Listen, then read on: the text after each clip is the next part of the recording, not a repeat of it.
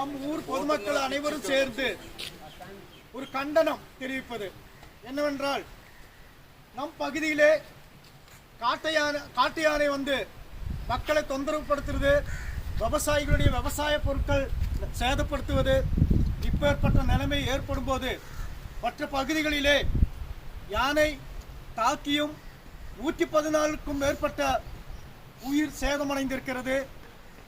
25 நபர் அவர்களுக்கு உடல்நிலை சரியில்லாமல் காட்டு யானை தாக்கி பாதிப்பு ஏற்பட்டு கொண்டிருக்கிறது. நம்ம ஊருக்குள் நேற்று முன்தினம் சியாபி என்பவர் ஒரு பிரசவ கேஸுக்காக பத்தேரி போய் திரும்பி வரும்போது அவருடைய மனைவி அவர் மட்டும்தான் இருக்கிறது.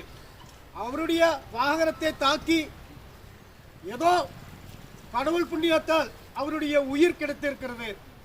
இப்பேற்பட்ட நிலைமை இந்த பகுதியில் வரக்கூடாது என்ற நிலைமையிலும் இரவு நேரங்களில் இங்க இருக்கக்கூடிய மக்களுக்கு நடமாடுறதுக்கு முடியாம ஒரு சூழ்நிலை ஏற்பட்டு கொண்டிருக்கிறது. இரவு நேரம் 6 மணிக்கு முடிந்தால் வீட்டுக்கு போய் செல்ல முடியாது. காலையிலே பள்ளிக்கூடம் மதரசா போக குழந்தைகளுக்கு மதரசா போக முடியாம ஒரு சூழ்நிலை இருக்கிறது.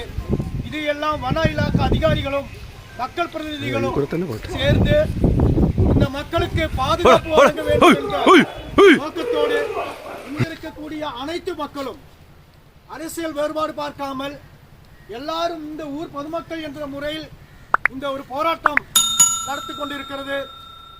இனியும் ஒரு தீர்வு காணப்படவிட்டால் மிகப்பெரிய போராட்டம் நாங்கள் காவல்துறை அதிகாரிகளையும் மற்ற அதிகாரிகளுக்கும் மனு கொடுத்து ஒரு மிகப்பெரிய போராட்டம் நடத்துவதற்கு முடிவு செய்ய வேண்டிய சூழ்நிலை ஏற்படும்.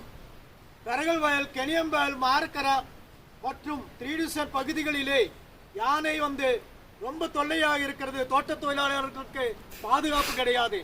தோட்ட தொழிலாளர்களுக்கும் மற்றும் இங்க வாழும் அனைத்து மக்களுக்கும் பாதுகாப்பு வழங்க வேண்டும் என்ற நோக்கத்தோடு நாங்கள் இந்த ஒரு சிறிய போராட்டம் நடத்துவது.